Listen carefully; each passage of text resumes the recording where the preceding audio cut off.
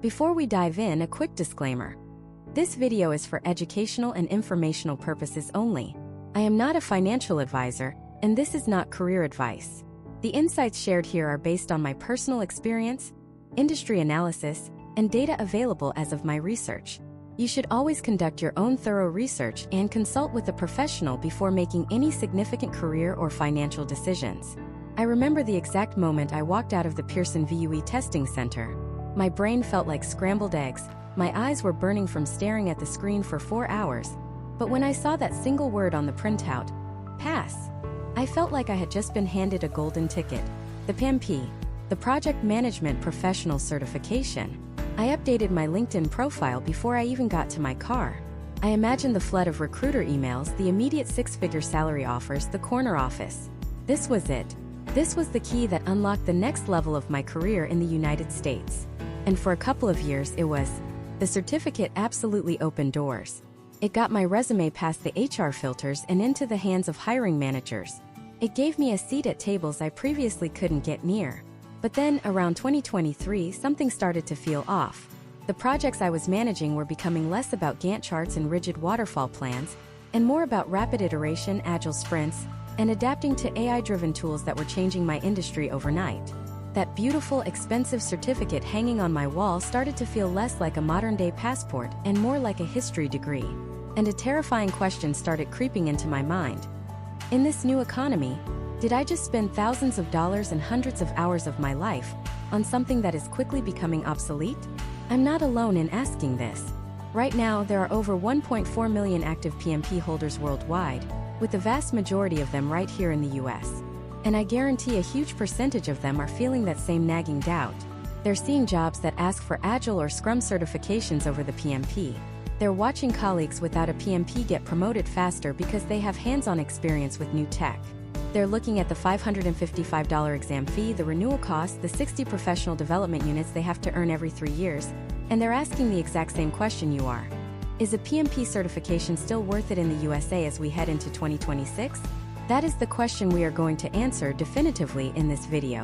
This isn't going to be another generic pros and cons list. This is a brutally honest, data-driven breakdown for the American professional. We will cover the 3 specific industries where the PMP is still a non-negotiable career accelerator.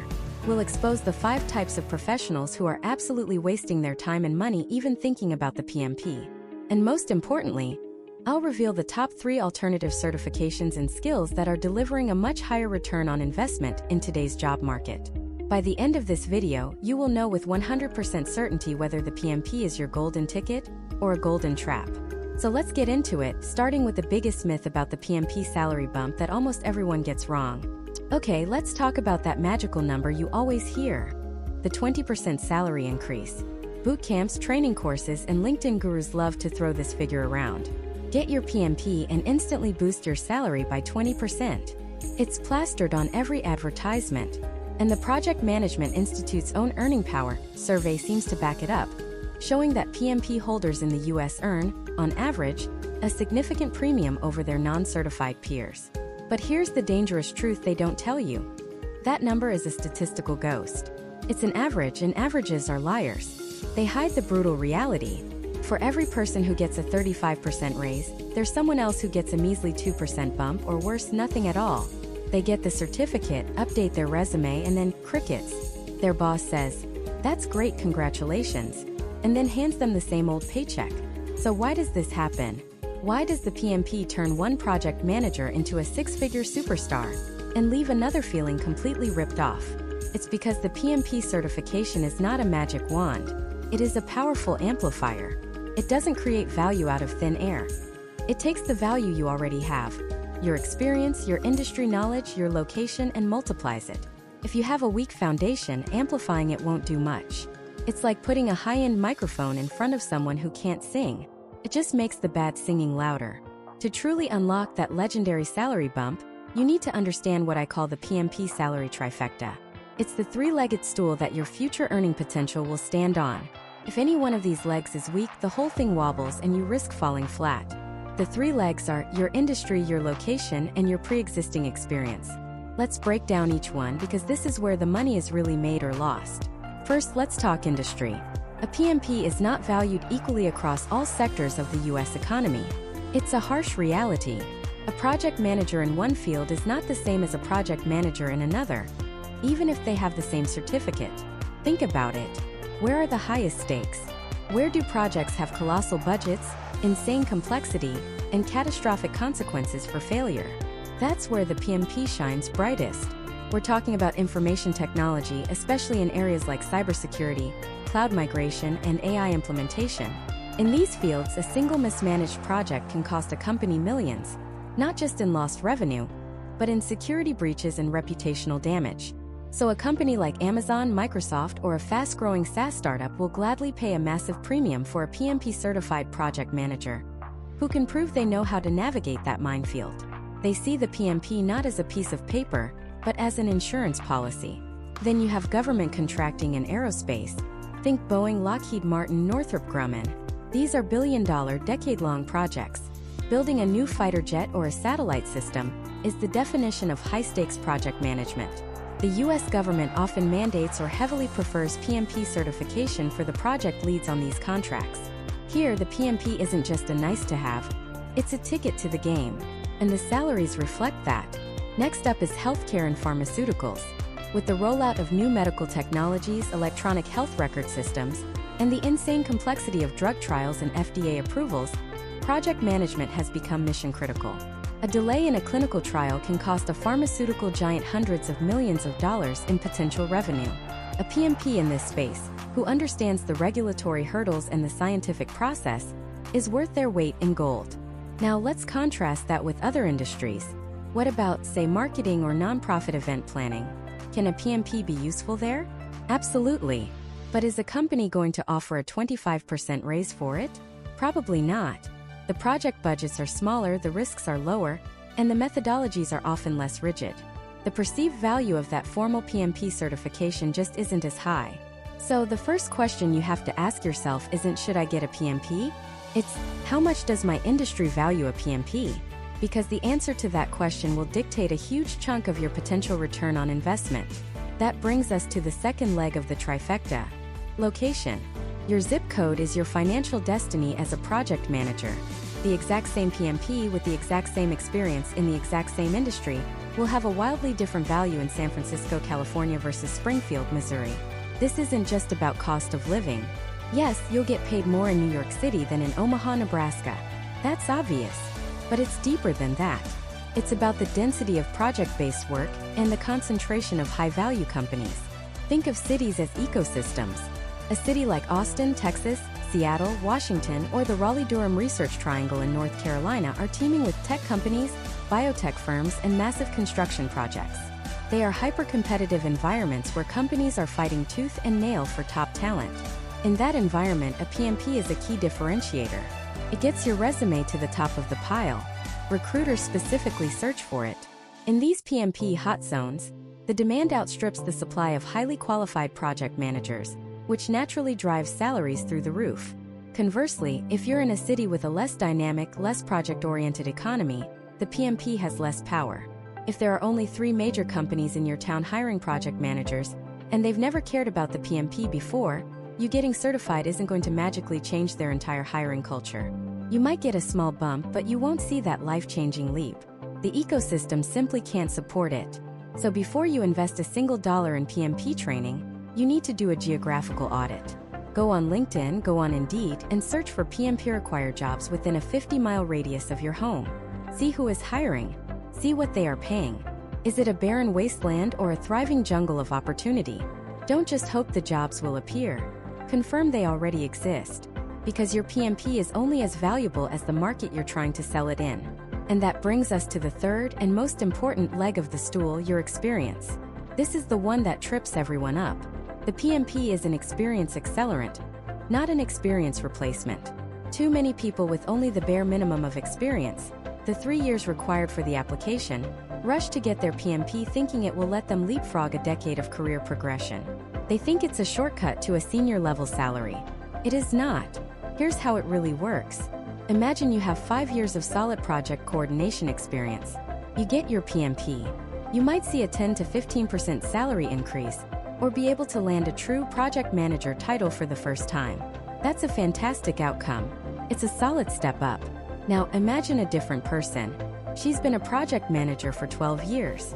She's successfully delivered multi-million-dollar projects. She has a deep network and a reputation for getting things done. But she never got around to getting certified. She then goes and gets her PMP. For her, the floodgates open.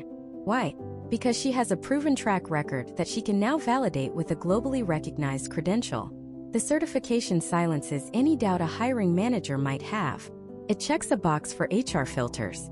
It gives her the leverage to apply for director-level roles or highly strategic program manager positions that were previously just out of reach. For her, the PMP isn't just a step up. It's a catapult into a new stratosphere. She's the one who sees the 30, 40, or even 50% salary explosion. The PMP provides the formal language and framework to describe the expertise you already have. The more expertise you have to describe, the more powerful the PMP becomes. It's the turbocharger on your career engine. Putting a turbo on a little 1.5-liter engine gives you a nice, noticeable boost. But putting that same turbo on a roaring 6-liter V8? That's when you get earth-shattering, face-melting power. Your experience is the engine. The PMP is the turbo. The bigger your engine, the more dramatic the results. So, the PMP salary trifecta is the key. You need the right industry, the right location, and the right level of experience to truly cash in. If you're a 5-year IT project manager in the Washington, D.C. metro area, the PMP is a no-brainer. The ROI will be massive and immediate. But if you're a 3-year event planner in a small Midwestern town, the calculation gets a lot more complicated. This isn't to say the PMP is worthless in that second scenario, far from it. But you have to be realistic about the financial return. You have to see it as a long-term investment rather than an instant lottery ticket. We've just shattered the biggest myth about the PMP salary. You now understand that it's not a flat 20% guarantee, but a complex equation based on your unique circumstances. But this only covers the reward. We haven't even talked about the risk. What's the true cost of getting this certification? Because the price tag you see on the PMI website is just the tip of a very, very expensive iceberg. The real cost is hidden in the time, the stress, and the study materials, and it can be absolutely staggering if you're not prepared. Let's break down that iceberg piece by painful piece. Because when you're staring down the barrel of a major career decision, you deserve to know the full, unvarnished truth about what you're getting into. We'll start with the hard numbers, the cash you'll physically hand over, and then we'll get to the costs that don't show up on a credit card statement but can be even more expensive. First, the exam fee itself. This is the number everyone sees. You go to the Project Management Institute or PMI website and you see two prices. As of late 2024, heading into 2025, it's $555 for non-members. But they cleverly offer you a discount if you become a PMI member.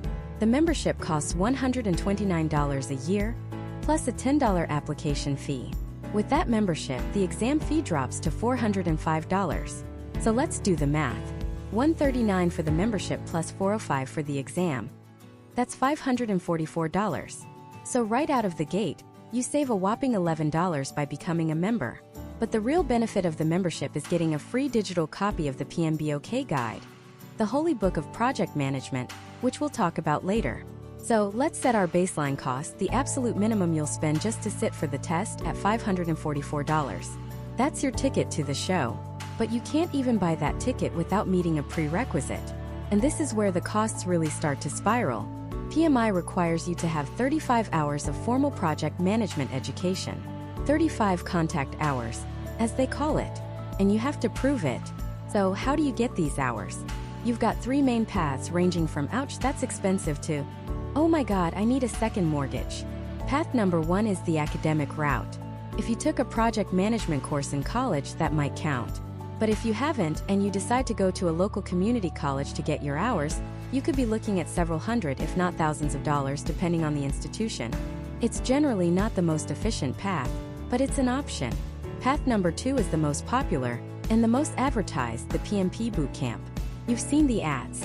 Get PMP certified in just 5 days. These are intense, instructor-led training sessions, either in person or live online. They promise to cram everything you need to know into your brain in a week. The upside? They're structured, they force you to focus, and they fulfill the 35-hour requirement. The downside? The cost. A reputable PMP bootcamp in the United States can run you anywhere from $1,500 to upwards of $3,000. Yes, $3,000 for a week of training. Many companies will sponsor their employees for these, but if you're paying out of pocket, that $2,000 to $3,000 is a massive investment on top of the exam fee. Which brings us to path number 3, the budget-friendly do-it-yourself route. This involves taking an online, self-paced course from a provider on a platform like Udemy or Coursera, or from a specialized PMP trainer. These courses are pre-recorded, and you can watch them on your own schedule.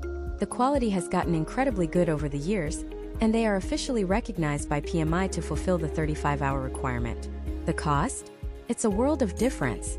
You can often find these courses on sale for as little as $20. Sometimes they go up to $200, but it's a tiny fraction of a boot camp. The catch is, it's all on you. There's no live instructor to hold you accountable. You have to have the discipline to sit down, watch the videos, and do the work. For many, this is the best value, but it requires serious self-motivation. So let's tally it up so far. Your hard cost is the exam fee of $544, plus your training, which could be $20, or it could be $3,000. So we're in a range of about $564 on the absolute low end, to over $3,500 on the high end. And we haven't even bought a single study guide yet. This is the next layer of the iceberg: study materials. The 35-hour course is designed to give you the foundation and the certificate you need to apply, but it is not enough to pass the exam. Not even close. You will need to supplement it heavily. First, you have the PMBOK guide, the project management body of knowledge. As a PMI member, you get a free PDF copy. But many people, myself included, find it easier to study from a physical book. That's another $50 to $60. Next, you'll need a dedicated exam prep book. The PMBOK guide is a reference manual. It's dense and notoriously dry. It's not a study guide. You need a book written by someone who has deconstructed the exam. The gold standards for years have been authors like Rita Mulcahy or Andrew Ramdale. Their books are designed to teach you how to think like PMI and how to pass the test. A good prep book will cost you between $50 and $80. And most people end up buying at least 2 to get different perspectives. But here's the single most important study tool you will buy, and it's a non-negotiable expense in my opinion: a high-quality exam simulator. The PMP exam is a 4-hour marathon of 180 situational questions. It's not about memorizing facts. It's about applying concepts to tricky, ambiguous scenarios. The only way to prepare for this is to practice with questions that are just as difficult and weirdly worded as the real thing. Free quizzes online won't cut it. You need a simulator that mimics the real exam interface, the time pressure, and most importantly, the question style. A top-tier exam simulator will cost you between $50 and $200. It is the best money you will spend in your entire PMP journey. So let's add that up. We've got prep books, maybe $150. An exam simulator, let's say another $150. That's an extra $300 in essential materials. Now our total cost range is somewhere between $900 and $4,000. But we're still only talking about the money you can track. Now let's talk about the most valuable, non-refundable resource you have: your time. This is the massive, submerged part of the iceberg that sinks people. How much time does it take to study for the PMP? The consensus among people who pass is somewhere between 100 and 200 hours. Let's be conservative and say it takes the average person 150 hours of dedicated study time. That's reading, watching videos, and taking practice exams. 150 hours. What does that look like? That's studying for 10 hours every single week for almost 4 months. That's 2 hours every weeknight. That's your entire Saturday every Saturday for 4 months straight. Now let's put a dollar value on that time. What's your time worth? Even if you're not a high earner, let's assign a conservative value to your free time. Maybe what you could make driving for Uber or doing some freelance work. Let's say $25 an hour. 150 hours times $25 is $3,750. That is the opportunity cost of your time. Time you're not spending with your family, not working on a side hustle, not learning another skill, not at the gym, not even just relaxing on the couch watching Netflix. It's a huge hidden tax on your life. And that brings us to the final and perhaps most draining cost: the emotional cost. The stress, the anxiety, the burnout. Studying for the PMP while juggling a full-time job and family responsibilities is brutal. It's a relentless grind. You will have days where you read a chapter, and you don't retain a single word. You will take a practice exam and your score will go down, not up, and you'll feel like a complete failure. You'll have to say no to friends, to parties, to weekend trips. The pressure builds, and the fear of failing after investing all this time and money is very, very real. This mental and emotional toll is a significant price of admission that most people don't fully appreciate until they're in the thick of it. So let's paint a final picture. The all-in Alex who takes a $3,000 boot camp, buys $200 in books and a $200 simulator, and pays the $544 exam fee, is looking at a hard cost of nearly $4,000. Add in the opportunity cost of their time, and the true investment is closer to $8,000. The budget Brian, who finds a $20 online course, uses the free PMBOK guide, buys $180 prep book, and a $100 simulator, is looking at a hard cost of around $750. But even for Brian, when you add in the cost of his time, his true investment is still over $4,500. There is no cheap way to get this certification if you value your own time. The investment is substantial no matter which path you choose. It is a serious commitment of your money, your time, and your sanity. Which leads us to the billion-dollar question. After all that money, all those sacrificed weekends, all that stress, is the payoff actually worth it? Does getting those 3 letters after your name really lead to the salary bump and the career opportunities that everyone talks about? Or is it the most expensive, exhausting head fake in the professional world? We need to look at the numbers, the real-world salary data for PMP holders across the United States, and find out what that return on investment truly looks like. Alright, let's cut right to the chase. The number you'll see plastered all over the internet, the one promoted heavily by the Project Management Institute or PMI, is this PMP certification holders in the United States earn, on average, a salary that is significantly higher than their non-certified counterparts. Their most recent Earning Power Salary Survey, a massive global study, puts that premium at around 16% in the US. 16%. Let's let that sink in. If the average project manager without a PMP is making, say, $100,000 a year, this report suggests that simply adding those 3 letters after your name could bump you up to $116,000. That's an extra $16,000 a year, every year. For an investment of a few $1,000s and a couple hundred hours of studying, that sounds less like a return on investment and more like a cheat code for your career. But if it sounds too good to be true, it's because that single number, that clean, tidy 16%, hides a messy, complicated, and far more interesting reality. It's like saying the average temperature in the US is 55 degrees. It's technically true, but it tells you nothing about the blistering heat of a Phoenix summer or the brutal cold of a Minneapolis winter. To understand the real financial impact of a PMP in 2026, we have to become financial meteorologists. We have to look at the microclimates of experience, industry, and geography. First, let's talk about experience because this is where the PMP's value proposition gets really interesting. For a project manager who is just starting out, someone with maybe 3 to 5 years of experience, just enough to qualify to sit for the exam, the PMP acts as a powerful differentiator. You're in a crowded field of other junior PMs, all with similar resumes. The PMP becomes a signal to hiring managers. It says, this person is serious. This person has a foundational knowledge of processes, terminology, and best practices. It gets you past the AI resume filters and into the interview room. In this scenario, the salary bump might be closer to the 5 to 10% range. It's not a life-changing number, but it's the difference between getting the job and not getting the job.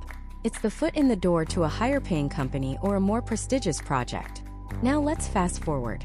Consider a seasoned project manager with a decade of experience under their belt.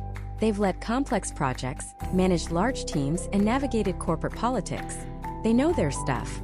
For this person, a PMP isn't about proving foundational knowledge.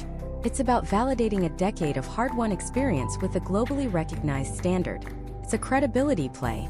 When this person walks into a salary negotiation or an interview for a senior project manager or program director role, the PMP isn't just a line item. It's armor. It shuts down any potential questions about their formal training. For this demographic, the 16% average starts to look conservative. We often see salary differentials of 20%, 25%, or even more because at this level, you're competing for roles that pay deep into the 6 figures, and companies are willing to pay a significant premium for what they perceive as lower risk and higher expertise. The PMP becomes a key that unlocks the door to the executive-level compensation packages. But experience is only one piece of the puzzle. The industry you work in creates a completely different financial ecosystem. The PMP is not a one-size-fits-all value proposition. Let's compare two massive sectors in the U.S. economy: construction and information technology. In the construction world, project management has been a formal discipline for decades. A PMP is highly respected, but so are other certifications like the CCM, the Certified Construction Manager. The field is mature. Here, a PMP is often seen as a standard expectation for senior roles, a box to be checked. It can absolutely lead to a salary increase, but the premium might hover closer to that 10 to 15% mark, as it's competing with deeply ingrained traditions of on-the-job experience and other industry-specific credentials. Now, pivot to the tech industry. For a long time, tech was the Wild West. You had methodologies like Agile and Scrum, which often viewed traditional, waterfall project management, the historical backbone of the PMP, with suspicion. But that's changing, and it's changing fast.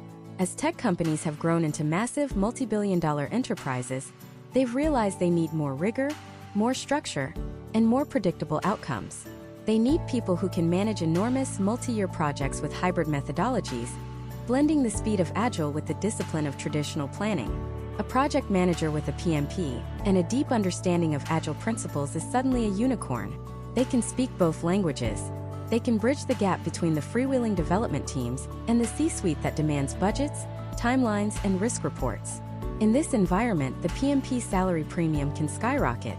We're talking 20 to 30% or more, especially in fields like enterprise software implementation, cybersecurity, and data center construction. The PMP isn't just a nice-to-have. It's a strategic advantage that companies are desperate to acquire. The same goes for healthcare, government contracting, and consulting, where formal processes, risk management, and stakeholder communication, all core tenets of the PMP, are valued at an absolute premium. Finally, we have to talk about geography.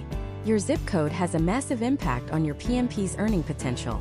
A PMP in San Francisco, California, is a different financial instrument than a PMP in Des Moines, Iowa. It's not just about cost of living.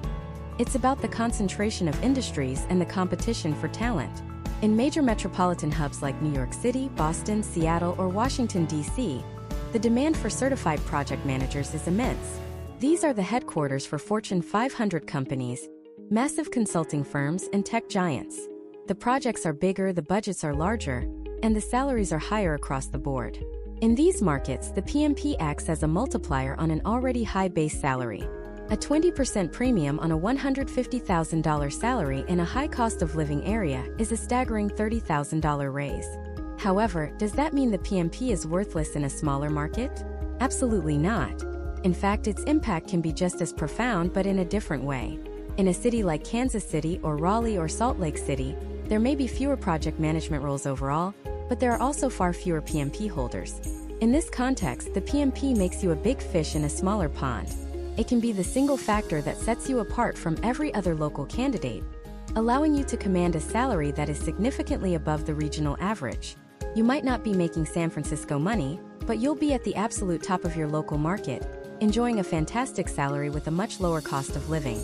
The relative value, your actual purchasing power, could be even greater. So when we look at the numbers, the idea of a simple flat 16% premium is a myth. The reality is a dynamic range. It could be a 5% bump that gets your foot in the door early in your career. It could be a 20% leap that solidifies your status as a senior leader. It could be a 30% explosion if you're in the right industry at the right time with the right blend of skills. The PMP is not a lottery ticket. It's a financial lever, and its power depends entirely on who is pulling it, where they are standing, and in which direction they are trying to go.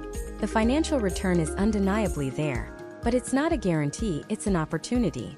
An opportunity that requires you to align it with your experience, your industry, and your personal career goals. But the salary is only one part of the equation, because the true value of a PMP isn't just measured in dollars and cents. It's also measured in the doors it opens, the respect it commands, and the career trajectory it makes possible. And that's a different kind of return on investment entirely. Let's be brutally honest for a second. We can talk all day about opening doors and commanding respect, but there's a nagging voice in the back of many of your minds right now, isn't there? It's the voice of the skeptic, the pragmatist, the person who's been burned by corporate jargon before. And that voice is whispering, is it all just theory? Is the PMP just a $500 piece of paper that proves you can memorize a textbook?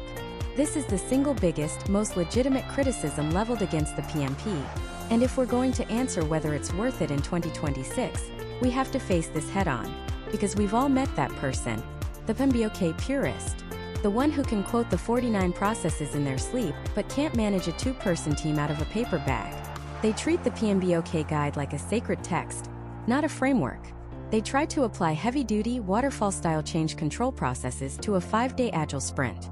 They create more bureaucracy than they do progress, and in the process they give the PMP a bad name. They make it seem academic, rigid, and completely detached from the messy, chaotic reality of modern projects. If that's what the PMP was, just a certificate in memorization, then my answer would be a resounding no. It would not be worth it. But that's a fundamental misunderstanding of its true value. The real power of the PMP isn't in knowing the processes. It's in learning the language. It's about becoming fluent in the universal dialect of business and execution. Think about it. Before the PMP, when a project starts to go off the rails, what do you say to your boss? You say things like, we're a little behind schedule, or we're running a bit over budget. These are vague, emotional statements. They sound like excuses. They inspire anxiety, not confidence. Your boss hears, I'm not sure what's wrong and I don't know how to fix it. Now imagine the same situation, but you're PMP certified. You walk into that same meeting. You don't say you're behind. You say, our schedule performance index is currently 0.89, indicating we're tracking at about 89% of our planned efficiency. The variance is primarily tied to a delay in vendor delivery for a critical path activity. You don't say you're over budget. You say, our cost performance index is 0.92. We've performed an earned value analysis and forecast an estimate at completion of 1.1 million, which is 6% over our initial budget at completion. I've prepared 3 options to get us back on track: crashing the schedule on 2 subsequent tasks, fast-tracking a parallel work stream, or a formal change request to adjust scope. Do you feel the difference? It is night and day. In the first scenario, you're a worried employee reporting a problem. In the second, you are a strategic partner presenting a diagnosis and a solution. You've replaced ambiguity with data. You've replaced anxiety with control. You're not just speaking. You're communicating with precision. That is the language of the PMP. It's the language of the C-suite. When you can talk about risk in terms of probability and impact, when you can discuss quality in terms of control limits and prevention versus inspection, when you can map stakeholders based on their power and interest, you are no longer just another manager. You are a business leader. You're speaking the language that CFOs, VPs, and directors understand and, more importantly, trust. This isn't about being a robot who spouts jargon. It's about having the right vocabulary to articulate complexity with clarity, which is the foundation of all leadership. But it goes even deeper than language. It's about permanently upgrading your professional mindset. The PMP study process fundamentally rewires how you approach problems. Before, you might have been a reactive manager. A problem happens, you put out the fire. Another problem, another fire. You spend your whole day in a state of frantic firefighting reactivity. The PMP forces you to become a proactive strategist. It drills into you over and over the discipline of anticipation. You don't just create a project plan. You create a risk register. You spend hours with your team brainstorming everything that could possibly go wrong. From a key team member getting sick to a new government regulation being passed. Then you assign probabilities and impacts. You develop mitigation plans for the most likely and most damaging risks. So, when that inevitable project crisis hits, your team isn't panicking. You're not scrambling. You calmly say, okay, this is risk ID number 37. We anticipated this could happen. Let's execute the mitigation plan we already developed. You have transformed chaos into a manageable, predictable event. You've stopped being a firefighter and started being the fire marshal who designed the building to be safe in the first place.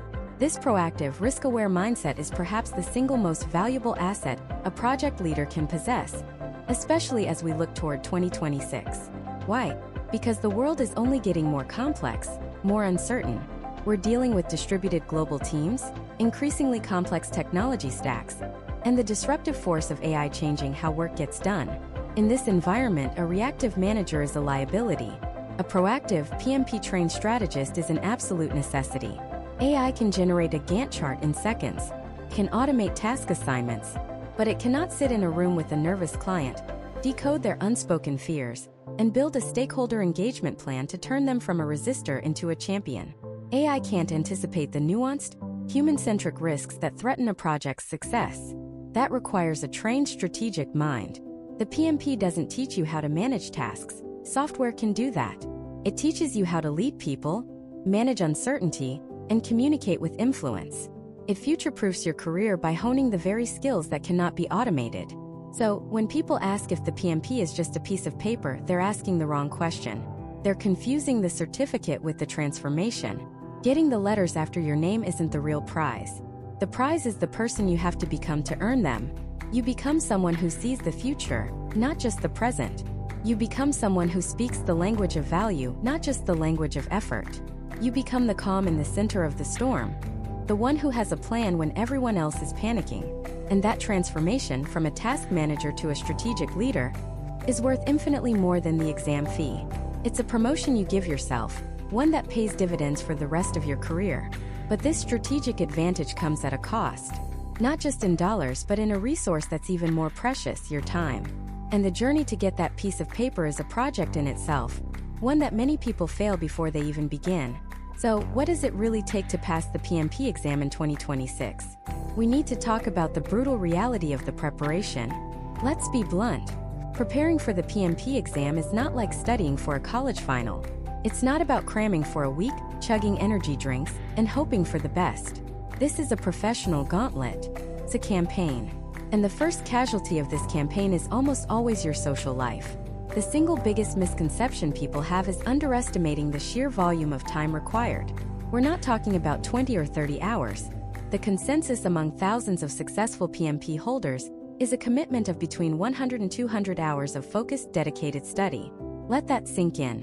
100 hours. If you study 10 hours a week, which is a serious commitment on top of a full-time job and family, you're looking at a 10-week, nearly 3-month journey. For many, it's closer to 4 or even 5 months. This is the equivalent of taking on a second, unpaid, part-time job. A job where your only payment is the mounting pressure to pass a notoriously difficult exam. This means saying no. A lot. It means no to weeknight happy hours. It means your weekends are no longer for brunch and hiking. They are for practice questions and deciphering the PMBOK guide. It means waking up at 5 a.m. before the kids get up, or staying up until midnight after everyone else has gone to bed. It's a period of intense, sustained sacrifice. And this is where the first wave of aspiring PMPs washes out. They look at the calendar, they look at their life, and they realize they can't or won't pay the price in time. The dream dies not in the exam room, but in the quiet realization on a Tuesday night that they'd rather watch Netflix than read about stakeholder engagement matrices. There is no shame in that, but it is the reality.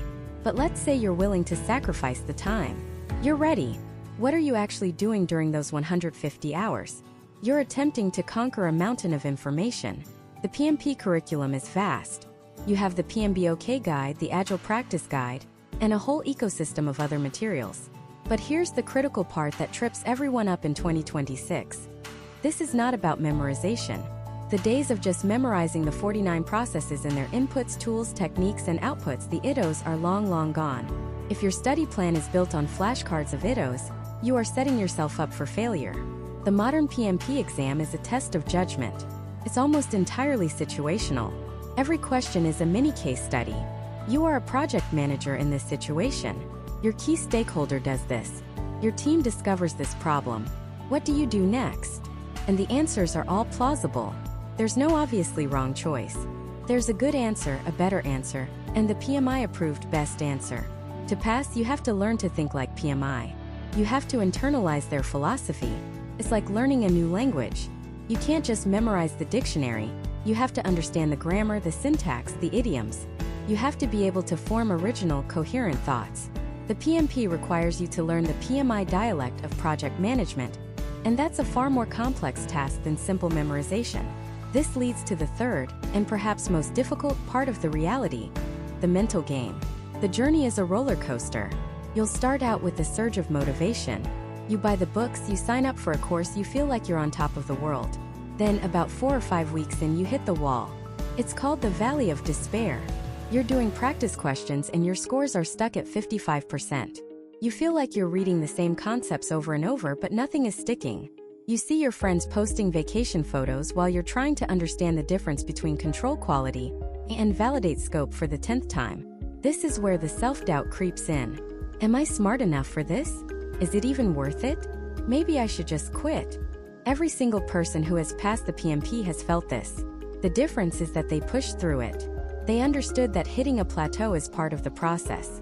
They learned to be disciplined when motivation faded. Discipline is what gets you to open the book when the absolute last thing you want to do is study. It's about building a routine, tracking your progress, and celebrating small wins, like finally scoring a 75% on a 50-question quiz. You're not just battling the material. You're battling burnout, frustration, and your own inner critic. It is a war of attrition, and victory goes to the persistent. So how do you structure this campaign? A winning study plan in 2026 has 3 distinct phases. Phase 1 is the foundation. This is your first month. The primary goal here is to get your 35 contact hours of project management education, which is a prerequisite for even applying for the exam. But this is not just about checking a box. Choosing the right training course is critical. Don't just go for the cheapest option on Udemy. You need a course that is updated for the latest version of the exam, that explains the PMI mindset, and that provides high-quality practice questions. In this phase, your job is not to become an expert. It's to get a lay of the land. You're building the scaffolding, understanding the breadth of the material from predictive to agile to hybrid. Phase 2 is the deep dive. This is the core of your effort, typically lasting 6 to 8 weeks. This is where you put in the real hours. You'll read or reread key guides and your course materials. But most importantly, you will live and breathe practice questions. You should be doing hundreds if not thousands of them, but not just doing them. For every question you answer, you must understand why the right answer is right, and crucially why the wrong answers are wrong. This is how you calibrate your brain to the PMI way of thinking. You'll start to see the patterns. You'll learn that PMI prioritizes proactive communication, following processes, and empowering the team. Practice questions are your sparring partners. They will beat you up, expose your weaknesses, and ultimately make you stronger. Phase 3 is the gauntlet. This is the final 2 to 3 weeks before your exam date. The focus here shifts entirely to full-length 180-question, 4-hour mock exams. This is about building stamina. The real PMP exam is a marathon that tests your mental endurance as much as your knowledge. Can you stay focused for 4 hours straight? Can you manage your time effectively, not spending too long on any single question? Taking at least 3 to 5 full-length mock exams under realistic conditions is non-negotiable. You need to feel the pressure. You need to experience the mental fatigue that sets in around question 120. Each mock exam is a full dress rehearsal. You analyze your results, shore up your final weak areas, and build the confidence that you can, in fact, survive the real thing. This entire process, this massive investment of time, this rewiring of your professional brain, this grueling mental battle, is the unspoken cost of the PMP. It's a transformative process, but it demands a significant portion of your life. And we haven't even touched on the other cost yet, the one that shows up on your credit card statement. This entire campaign, this massive investment of time and mental energy, also comes with a hefty price tag. But how much are we really talking about?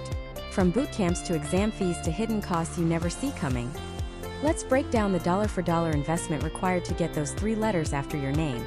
Alright, let's get straight to the numbers. The first thing you need to understand is that the Project Management Institute, or PMI, has structured the costs to strongly encourage you to become a member.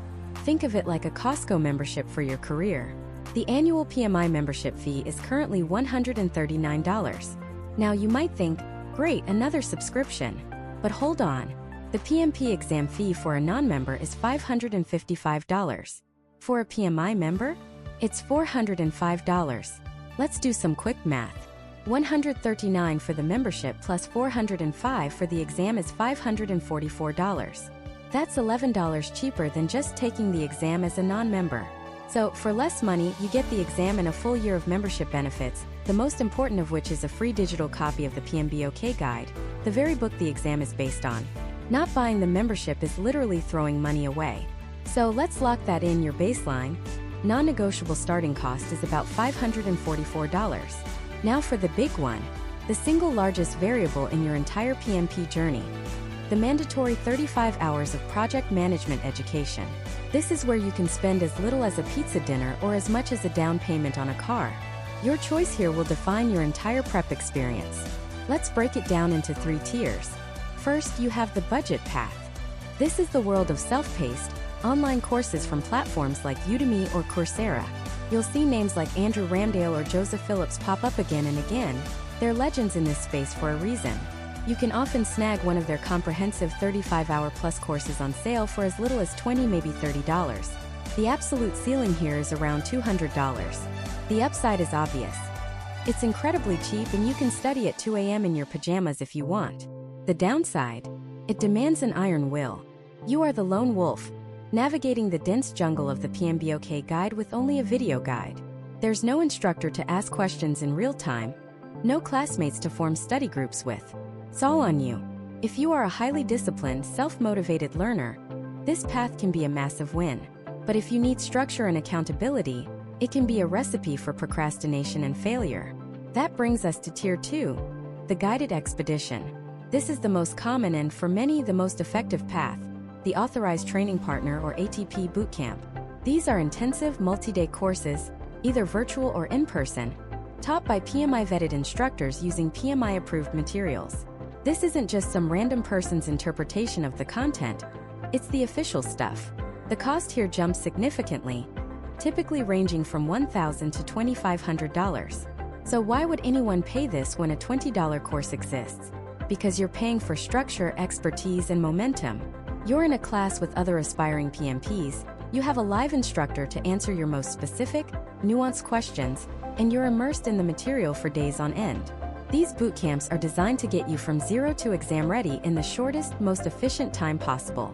They often boast incredibly high first-time pass rates because they drill you on exactly what you need to know.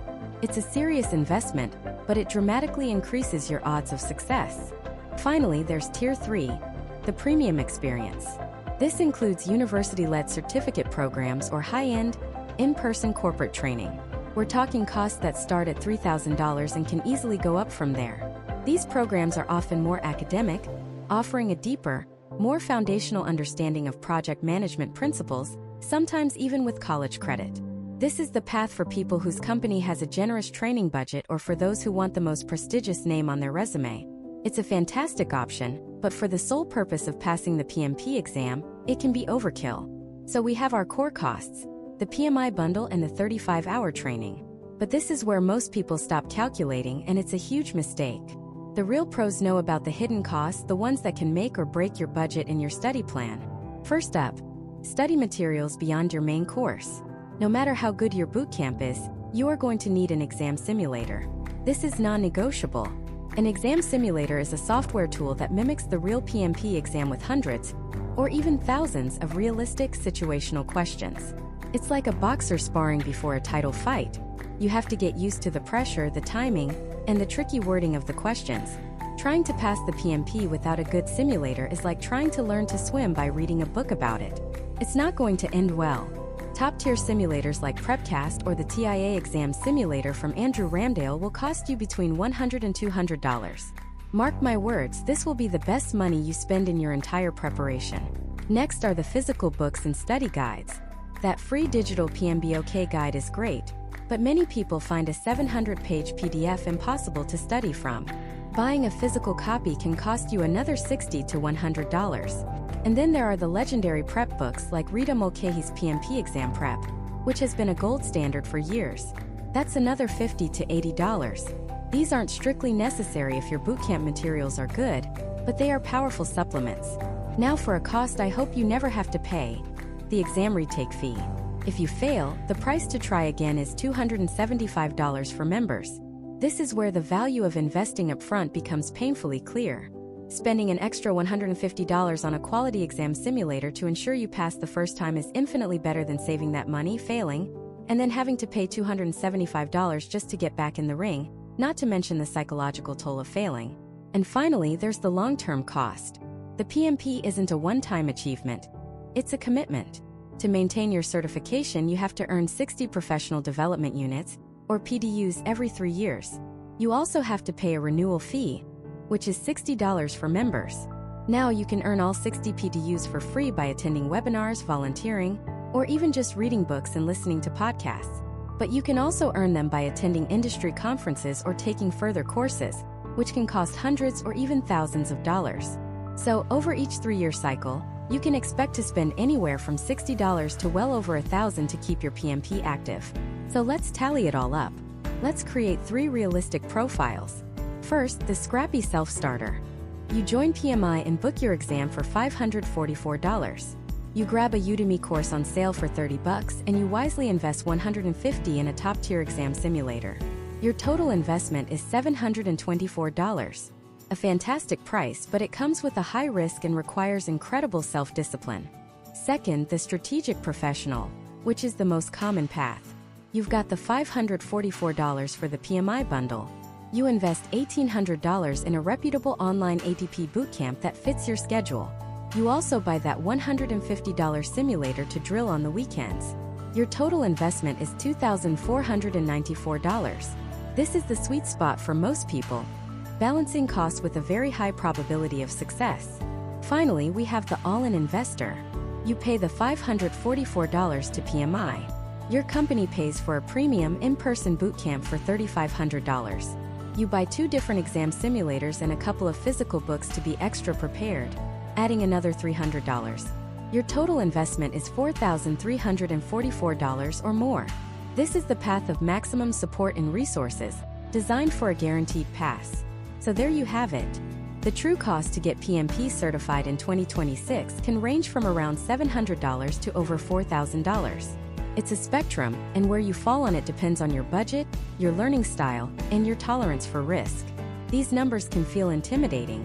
$700 is a lot of money. $2,500 is a major financial decision. The big question is the payoff worth the price?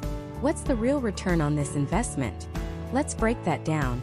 Not with vague promises, but with hard data and real-world impact. The return on investment for a PMP isn't just a number. It's a fundamental shift in your career trajectory. It's the difference between waiting for opportunities and creating them. First, let's talk about the most immediate and measurable return: your salary. This is where the numbers get really exciting. The Project Management Institute, or PMI, conducts a massive global salary survey every 2 years called Earning Power. And year after year, the data for the United States tells a consistent, powerful story. PMP certification holders earn significantly more than their non-certified counterparts. We're not talking about a few extra bucks. On average, across all industries and experience levels in the US, PMP holders report a salary premium of around 20 to 25%. Let's put that into concrete dollars. If the average project manager salary is, say, $100,000 a year, a 20% premium is an extra $20,000 annually. Let's go back to our most expensive scenario, the $2,500 investment for a bootcamp in the exam.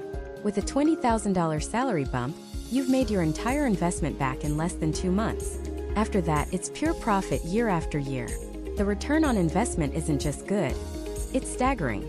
Find me a stock, a piece of real estate, or any other investment that can reliably deliver an 800% return in its first year. It's almost unheard of. And this isn't just a one-time boost. This is a compounding advantage. That initial salary bump becomes your new baseline. Every future raise, every cost of living adjustment, every bonus is now calculated off a higher number. Over a 5, 10, or 20-year career, that initial PMP investment could translate into hundreds of thousands of dollars in additional lifetime earnings. This is the single most compelling financial argument for the certification. It's a direct investment in your earning potential with a proven data-backed history of paying massive dividends. But the true ROI goes far beyond that first paycheck. The PMP is a career accelerator. Think about the job application process. Right now, when you apply for a competitive project management role at a major US company, your resume is one of hundreds, maybe thousands. It gets scanned by an applicant tracking system, or ATS, a piece of software looking for keywords. PMP is one of the most powerful keywords you can have. It acts as a golden ticket, automatically flagging your resume for human review. It gets you past the gatekeepers. Without it, your years of brilliant experience might never even be seen by a real person. The PMP doesn't just get you a raise, it gets you the interview in the first place.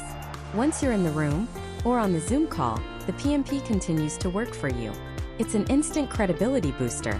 It tells the hiring manager, the senior executives, and the stakeholders that you are not an amateur. It says you have undergone a rigorous process to validate your skills. You speak the global language of project management. You understand risk, you understand scope, you understand budget, and you understand how to bring a team together to deliver results according to a standardized, globally respected framework.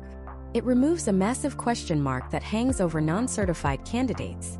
You've proven you're serious about your craft. This credibility translates directly into negotiating power. When it's time to talk numbers, having PMP after your name is a powerful bargaining chip. You're not just asking for more money based on your past accomplishments. You're justifying it with a certification that the market has explicitly assigned a high value to. You can point to industry salary surveys and say, the market rate for a professional with my skills and this certification is X. It transforms the conversation from a subjective plea to an objective, data-driven negotiation. Now, is this ROI the same everywhere? No. The value of a PMP does vary by industry, and in the United States there are certain sectors where it's not just valuable, it's practically a requirement. If you work in or want to break into government contracting, defense, or aerospace, the PMP is often a non-negotiable prerequisite listed right in the job description. These are industries built on massive, multi-year billion-dollar projects where the government needs absolute assurance that taxpayer money is being managed by people who adhere to the highest standards. The same is true for large-scale construction and engineering. When you're building a skyscraper, a bridge, or a power plant, the risks are immense. Companies in this space view the PMP as a form of risk mitigation. They know a PMP-certified manager has been trained to handle complexity, manage stakeholders, and control costs on a massive scale. In the IT and tech sectors, the story is a bit more nuanced with the rise of Agile methodologies, but the PMP has adapted. The modern PMP exam heavily incorporates Agile and hybrid approaches, making it more relevant than ever. For large tech companies managing complex software rollouts, infrastructure projects, or enterprise-wide system integrations, the structured framework of the PMP is still the gold standard. It provides the governance and predictability that C-suite executives crave, even within an Agile environment. Healthcare and pharmaceuticals are other huge ones. With strict regulatory oversight from the FDA and the immense pressure to get products to market, the disciplined approach endorsed by the PMP is highly valued. Now, I can already hear some of you thinking, but I've been a project manager for 10 years. My experience speaks for itself. I don't need a piece of paper to prove I can do my job. And you're right. Your experience is invaluable, but you're looking at it the wrong way. The PMP isn't meant to replace your experience. It's meant to amplify it. It validates it. It takes your unique, hard-won experience from your specific company and translates it into a universally understood framework of excellence. Think of it like being a fantastic self-taught chef. You might be able to cook circles around a culinary school graduate, but when you apply to be the executive chef at a 5-star restaurant, that formal diploma from the Culinary Institute of America instantly communicates a baseline of knowledge and discipline that your home-cooked portfolio, however delicious, can't. The PMP does the same for your project management career. It codifies what you already know and fills in the gaps you didn't even realize you had, making you a more well-rounded and ultimately more marketable professional. Finally, we have to talk about the non-financial ROI, the benefits that don't show up on a spreadsheet but can be just as life-changing. First, there's the confidence. Studying for and passing a notoriously difficult exam like the PMP does something to you. It instills a deep sense of a confidence in your abilities. You walk into meetings differently. You tackle problems with a new level of assurance because you know your methods are backed by a globally recognized body of knowledge. Second, there's the community. When you become a PMP, you gain access to a global network of over 1 million certified professionals. Through local PMI chapters in every major U.S. city, online forums, and global conferences, you connect with a community of your peers. These connections lead to mentorship, job opportunities, and lifelong professional relationships. It's an ecosystem of support and growth that you simply can't access otherwise. It's your tribe. So when we ask what the return on investment is, we see it's not just one thing. It's a powerful combination of a significant and immediate salary increase, a long-term career accelerator that unlocks better jobs, an instant credibility boost that gives you leverage, and a profound increase in your professional confidence and network. The financial case is a slam dunk, paying for itself in a matter of months, and the non-financial benefits compound that value for the rest of your career. But let's be brutally honest. Not everyone who gets a PMP sees this kind of success. Why? What's the catch? It's not just about passing the test. There are critical mistakes people make that turn this career rocket fuel into a very expensive piece of paper on their wall. The first, and by far the most common mistake, is treating the PMP like a finish line. You study for months, you sacrifice your weekends, you pass the grueling 4-hour exam, and you think, I've made it. Now the offers will just roll in. This is the set it and forget it mindset, and it is career poison. Getting your PMP certification isn't like graduating. It's like getting a premium gym membership. Just having the card in your wallet does absolutely nothing for your health. It gives you access to the best equipment, the best classes, the best trainers. But you still have to show up every single day and do the work. The PMP gets you in the door to bigger interviews. It gets your resume past the HR software. It gives you a seat at the table. But once you're at that table, the letters PMP, after your name, become irrelevant. What matters then is what you can do. People who get the cert and then coast, who stop learning, who stop networking, who stop pushing themselves to apply what they've learned in new and challenging ways, they're the ones who come back a year later and say, the PMP was a waste of money. It wasn't a waste of money. They wasted the opportunity it gave them. It's a key, not a magic wand. The second critical error is what I call parroting the PMBOK. These are the project managers who can recite the 49 processes in their sleep. They can tell you the exact definition of earned value, schedule performance index, and cost variance. They sound incredibly smart in a classroom, but put them in a real-world stakeholder meeting, and they completely fall apart. They use jargon that no one understands. They talk about mitigating risks in the risk register instead of saying, we're worried our main supplier might be late, so here's our backup plan. They talk about a negative cost variance instead of saying, we're over budget and here's why. They fail to translate the technical language of project management into the language of business value. Your executive team doesn't care about your SPI or your CPI. They care about 3 things. Are we on time? Are we on budget? And will this thing we're building actually make the company money? The most successful PMPs are master translators. They take complex project data and methodologies and communicate them in simple, clear, compelling terms that everyone from the CEO to the intern can understand.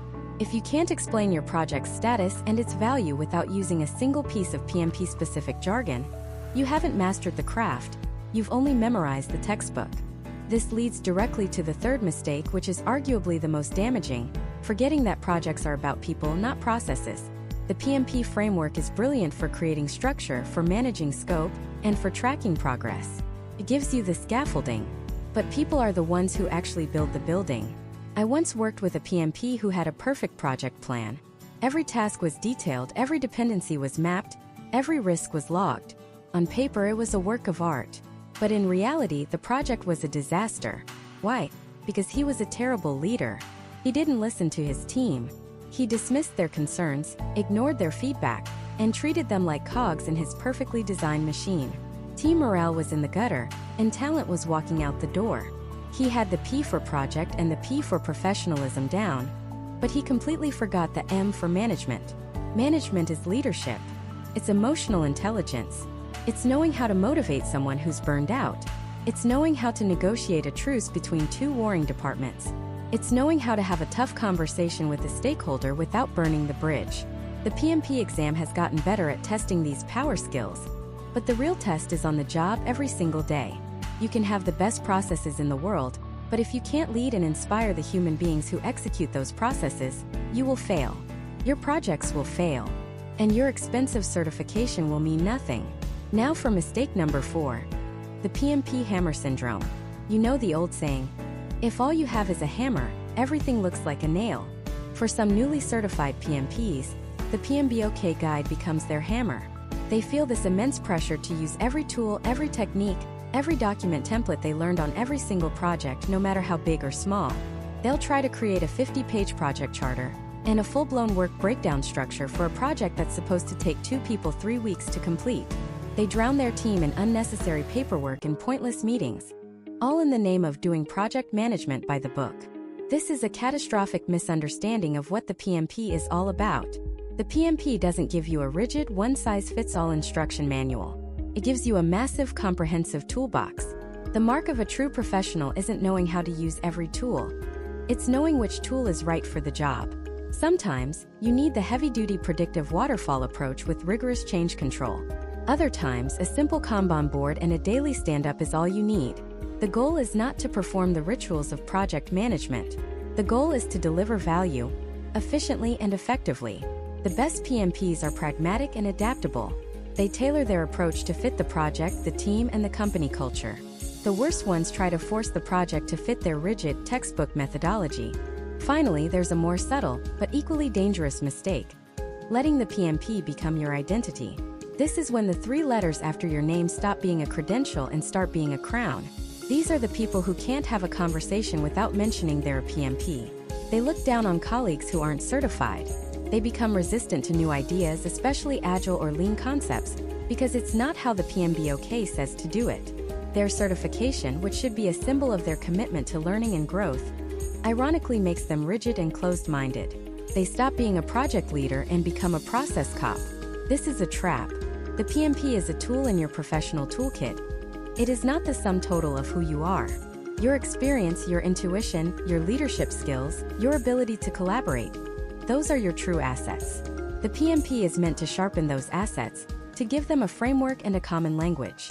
When you let it become a barrier, when you use it to create an us versus them mentality with your team, you've completely missed the point. It should make you a better collaborator and a more humble leader, not an arrogant gatekeeper of knowledge. So avoiding these 5 traps is the absolute bare minimum for not letting your PMP certification go to waste.